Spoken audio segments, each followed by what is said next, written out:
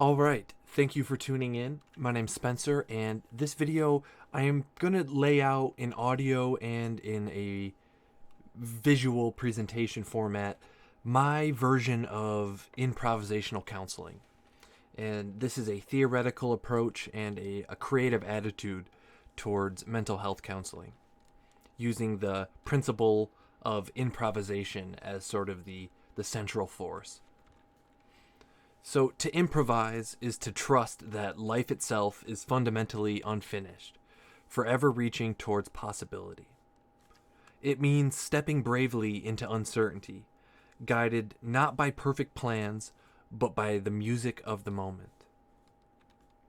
So, here are four important and influential theorists that I have studied and have really put a significant weight into my work. And the first is Rollo May, and he is a pioneering psychotherapist who taught that embracing our inner freedom and our ability to face one's anxiety with courage can actually spark creativity and authentic growth.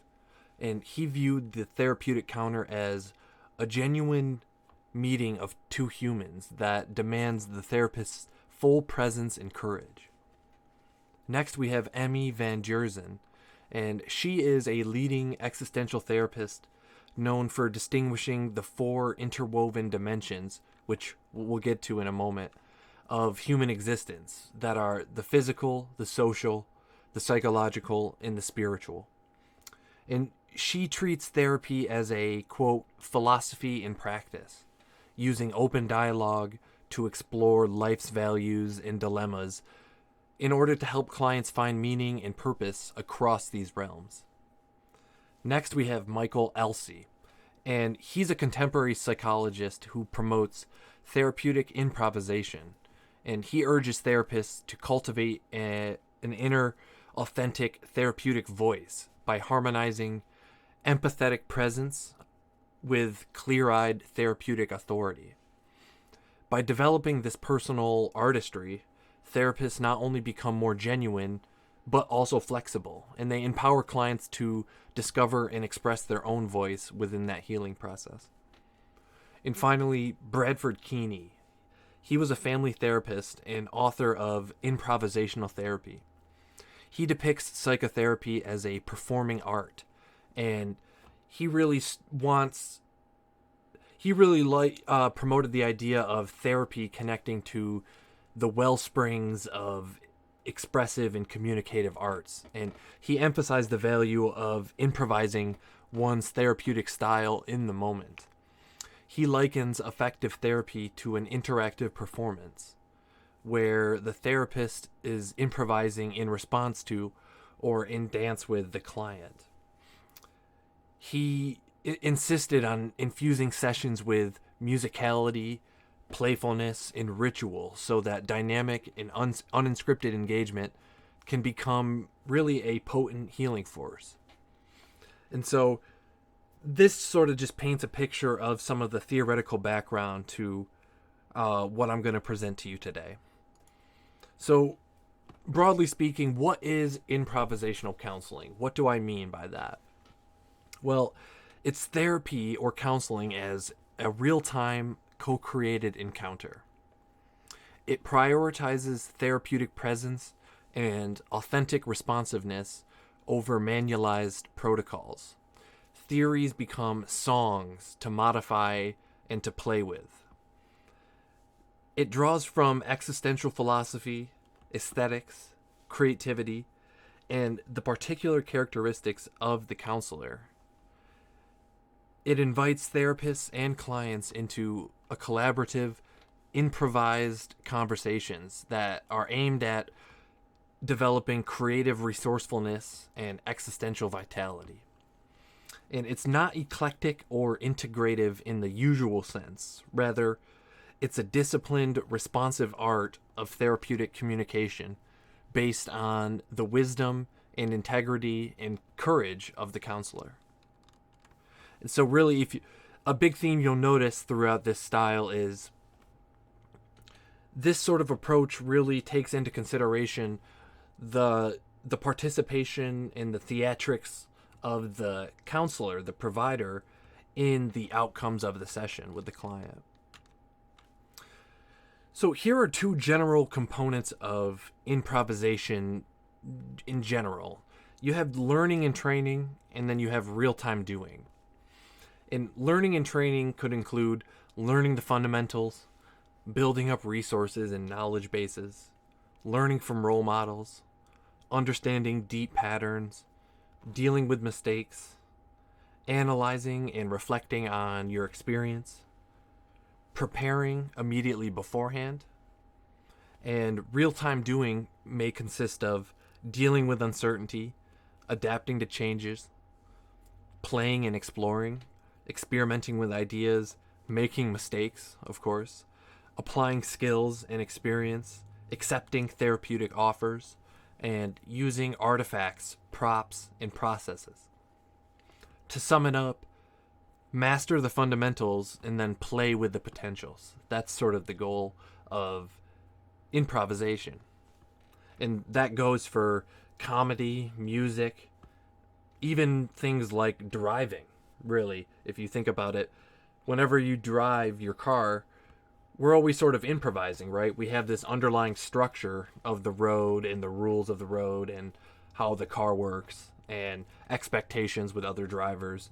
But as we're in the act, we have to be aware and alert to really anything, because anything can happen. A tree could fall down, a deer could jump out, somebody's car could stall out, a tire could pop.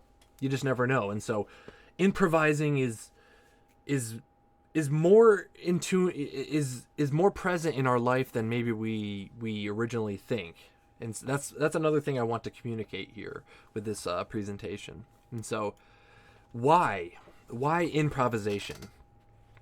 Well, I've put together just a threefold critique and sort of a response to why I think this improvisational approach should emerge as a response to these three issues. And the first is an over-reliance on scientific materialism.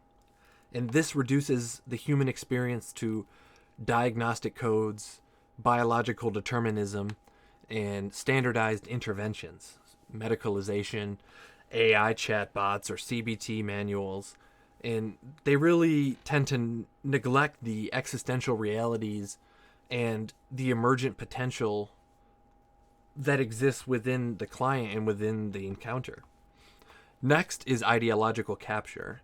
And this one potentially can be controversial, and it's probably worth its own video to unpack it. But there's been a growing trend in the mental health field where overly politicized and dogmatized frameworks have come to impose an external reductive conformity onto people, onto clients and counselors, and sort of a needless categorization at the expense of people's individual personal story, their values, and their nuanced humanity. And finally, we have the overall missed therapeutic opportunities that exist when rigid adherence to theory, dogma, or manuals, and even this one, can neglect the therapeutic aesthetics, such as the rhythm, the timing, and the form, and the active, responsive participation of the counselor as it relates to the therapeutic process of change. And so with that being said, we're going to look at the four worlds of existence. Now, this was really inspired by Emmy that I mentioned earlier in her work, and this really provides the foundational map for where we begin our therapeutic dialogue. And the four worlds, of course, are the physical world, the psychological world, the social world, and the spiritual world.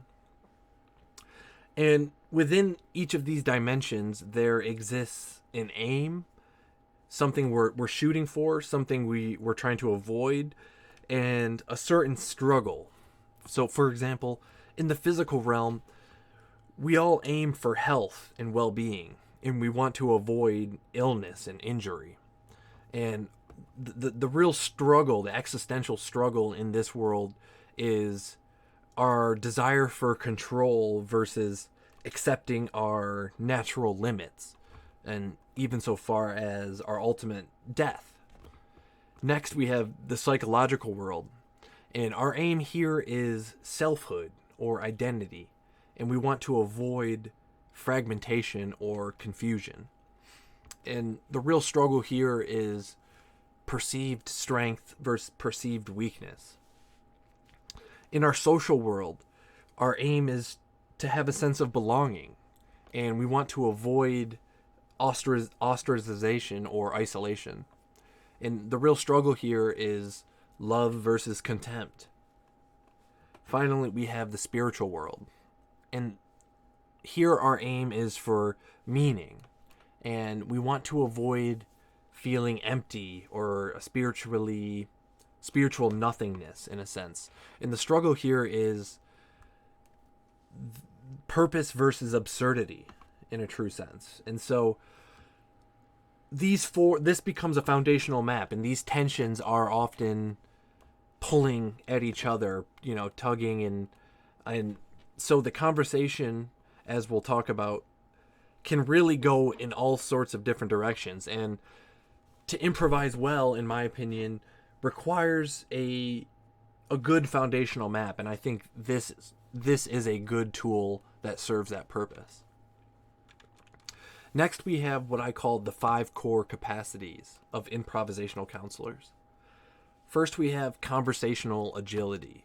Now, this is the ability to have fluid, responsive dialogue. The ability to go into the psychological realm, but also into the physical realm, into the spiritual and social dimensions, and to be able to make connections and to illuminate certain issues that may be out of the client's awareness. Next, we have creative resourcefulness. And this is the ability to draw from both internal and external resources. Now, whether that's counseling or psychological theories, research data, or props that are in the room, helping to, as the counselor becomes more resourceful, that inherently rubs off, and we want to help the client also cultivate that certain resourcefulness. Next, we have the spirit of play. Now, this is really the therapeutic embrace of humor, creativity, with the courage to experiment and to try things out, and to always be able to access levity when it's therapeutically helpful and necessary. Next, we have aesthetic sensibility, and this is the attunement to emotional and conversational musicality that's going on between you and the client. And we'll get into later some of the different aesthetic principles that can offer you some different language and resources, thinking about starting to attune yourself to that musicality and to that emotional resonance for the client. And then finally, we have existential wisdom. Now, this is the deep recognition of life's fundamental conditions. Of course, we have the 4 worlds of existence, which I view as sort of a deep, that's a fundamental condition that we all exist in, but also things like freedom, choice, responsibility, our mortality, our morality, our ethics, our character, our will. All of those things are important, and they're useful to consider in the work of mental health counseling, in my view. All right, next I wanted to mention the counselor's core. That's what I like to call it, and this is sort of what I refer to as things that are they're inescapable, right? No matter what kind of approach or school of thought you come from, you as a counselor, your ethics, your identity, your expertise and knowledge, your personality, and your nature are all going to express themselves in the way you communicate with the client and the way you approach the work. And so I think it's important for us to reflect on and to be aware of what those really are. You know, what is your guiding moral compass and integrity across the four worlds that we mentioned earlier? Beyond neutrality, can we help the client cultivate their internal compass while also respecting their autonomy and, you know, kind of letting them figure it out for themselves? Identity, who you are authentically, and how that contributes to being genuine as it relates to building trust and relational depth with the client. And expertise, which is your clinical knowledge, your existential wisdom and insight, and your responsiveness, all integrated into practice. And your personality, your unique style, your emotional presence, your humor, relatability, and also creativity that you bring into the therapeutic encounter. And it's also good to reflect on your nature, right? Your extroversion versus introversion, maybe your agreeableness versus disagreeableness, right? If you're somebody who tends to be overly agreeable, well, you may be vulnerable to lacking in a certain therapeutic authority that clients are looking for when they're looking for, you know, a real person in the room with them instead of somebody who's just sort of a receptacle or a swallower of the client's emotions. And so in this improvisational way, this is all part of kind of mastering the fundamentals, right? You want to know your core, and because that's something you take with you no matter where you are, and it's good to recognize that. Next, we have 6 essential features of the improvisational encounter. First is a real-time responsiveness and flexible session pacing, while holding both traditional wisdom and emerging knowledge in equal ground, in knowing when to pull from which source as it relates to a client's issue. Second is a collaborative balance of therapeutic presence, what I call catching, being able to catch certain opportunities and certain openings, and therapeutic authority, which is casting. So you catch and you cast out, and the client is also catching you and casting out to you. And in the cyclical pattern, you get these feedback loops, and that informs what intervention or what communication you might cast out next. Third, creative experimentation and spontaneous adaptation to each moment's emergent possibilities. Being able to kind of trust that possibilities will emerge when you are really present and you really start to absorb yourself in the client's world. Next is the musicality of the encounter, and we treat that as meaningful, and it contributes to the conversational depth and clinical knowing. And so aesthetics is a form of knowledge in this approach. And like I said, we're going to get to some of the aesthetic principles that I think are useful in a couple slides here. But fifth, we have, it's a holistic integration of the client's 4 existential worlds that weave together a physical, a psychological, a social, and spiritual dimensions that interplay with other aspects of their life, such as education, career, community, culture, family. And finally, the therapist is a creative collaborator and an existential witness and a fellow traveler with the client. And they're deeply present to the client's unfolding self-expression, their resourcefulness, and meaning-making. Next, we have what I like to call the 7 common disturbances of a creative existence, or of a creative existence. And each of these are linked aesthetically and existentially to the four worlds foundational map. And first we have rigidity. Now, this is a loss of spontaneity and a clinging to social rules or expectations of others. And potentially this could indicate a fear of uncertainty. Next, we have collapse. And this is a rupture of an inner compass or inner structure and vitality, a certain disconnection from life's momentum and opportunity. Next, we have fragmentation, which can feel like a loss of unity or a confusion of identity and direction or an incoherence of choice and belief.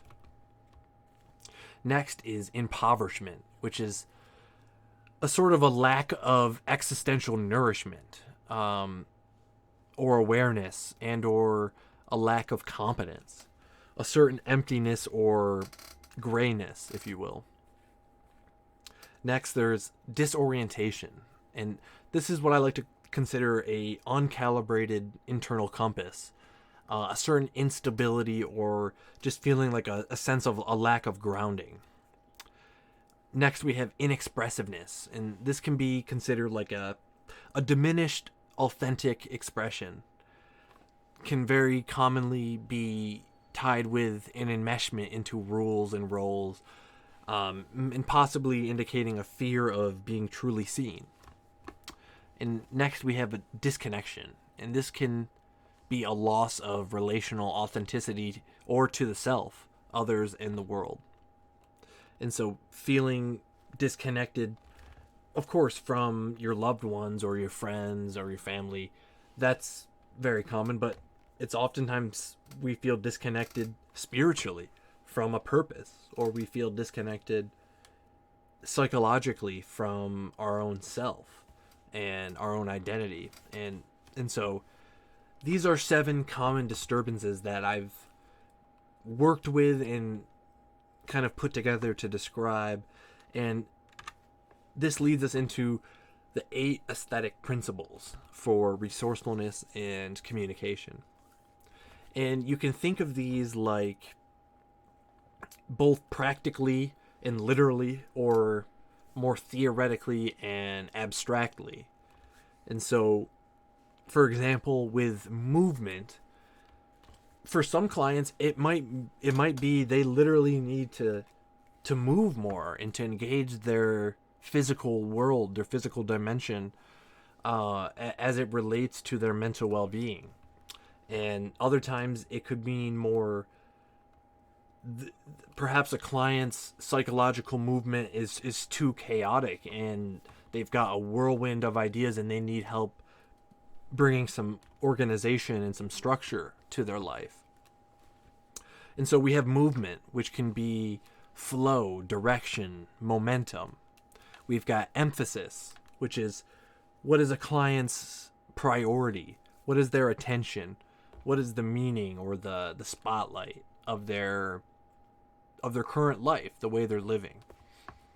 Proportion, that could be scale, hierarchy, or context. It's very common for certain things to kind of blow out of proportion, whether psychologically, emotionally, or relationally. And thinking about proportionality, we can work with clients to help maybe experiment with different behaviors that can proportionate different aspects of their lives. Next, we have unity. And this has to do with coherence, wholeness, and integration. Being able to live a expanded life, right? But also, like a very good painting, be able to put a frame around it and for it to be unified as a whole, or like a beautiful musical composition, being able to capture it in the sheet music or in the recording contributes to its sense of wholeness. Next, we have balance, and that has to do with harmony, and that could be social harmony, physical harmony, psychological harmony, tension, or a sense of equilibrium. Then we have pattern, and it's very common when you work with clients, various patterns and themes and variations and structures emerge in their lifestyles, and you can use patterns to gain insight, but also you can work with clients to start to develop new ones. Next we have contrast, and this has to do with range or differentiation in variety. For example, if a client's career is very physically demanding, well, it would be good for them to make lifestyle modifications that have to deal with introducing rest and relaxation into their world so that they can continue to be productive in their work and to be able to show up for their family. And finally, we have nature. And this is really somebody's essence, who they are, their vitality, their personality traits. Somebody's by nature, they might be an extrovert or an introvert, and it'd sort of be silly to ignore our nature. But also the concept of ecotherapy or biophilia and our innate sort of draw to being connected with the natural world. And so that could mean going for walk and talk sessions with a client, demonstrating and modeling with them the therapeutic powers of going for a walk outdoors. So those are the 8 aesthetic principles. And again, you think about using them, you can think about them in a way of what type of life is the client creating? And when we think of these aesthetic principles, it starts to give us language and description, and also can maybe even give us guidance towards generating a more resourceful life. And so, to summarize, improvisational counseling, its aim is to counter reductionist or ideological or overly rigid models through creative and existential authenticity.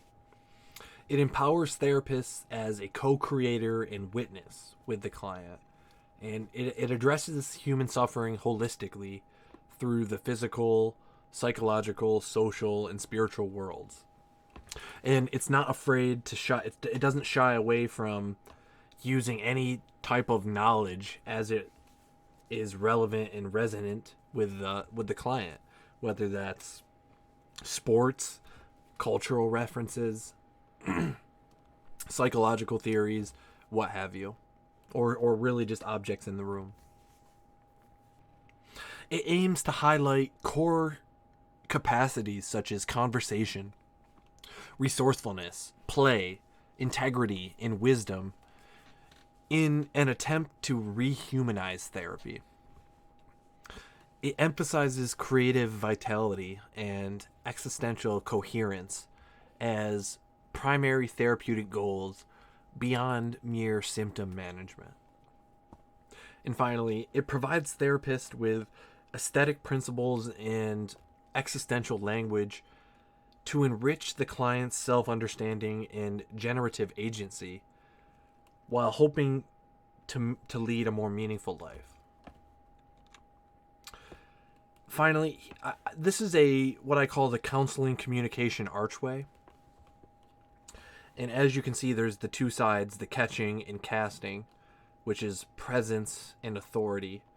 And I've sort of sectioned it off into 4 sections. And so when developing your therapeutic voice with the client, it all starts with building foundations, which requires a certain sense of integrity as you cast out therapeutic structures, which is boundaries and, consent forms and all of that good stuff, while also developing your initial awareness and attention to the client. And then as you build up, you start to refine the client and their presenting issue through responsive exploration, and a deepening of presence and absorption into the client's story. And as you build that, you start to personalize the work together. And this is where creativity comes in, as you attune to the meanings, the emotional resonance of the client. You start to also shape and frame their experience, and your experience, and the experience in the room. And finally, you get to the top, which is what I call flow, or practical wisdom.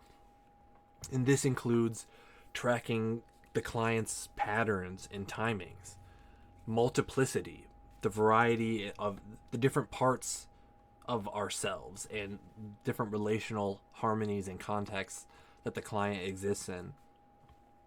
And you start to play with different elements and artifacts of the client's life, and also the different communications and opportunities that emerge in the dialogue.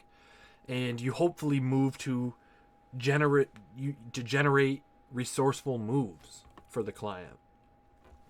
And this is all held together by your unique personality, identity, style, and expertise as a counselor. Thank you for listening. I appreciate that. If you have any questions, comments, or concerns, I would love to answer them or talk about this. I really like this approach to mental health counseling, and it's really been quite fun to work in this way. And I really do feel like I've come across so many different therapeutic opportunities that I don't think I would have if I mentally committed to a single school of thought, or to limit myself in certain ways. And so let me know what you think. I'm still, of course, this is all a work in progress, as the principle of improvisation states. Life is always emerging, and so this approach to counseling is always being developed. And so I'd love to hear your feedback on this. Thanks.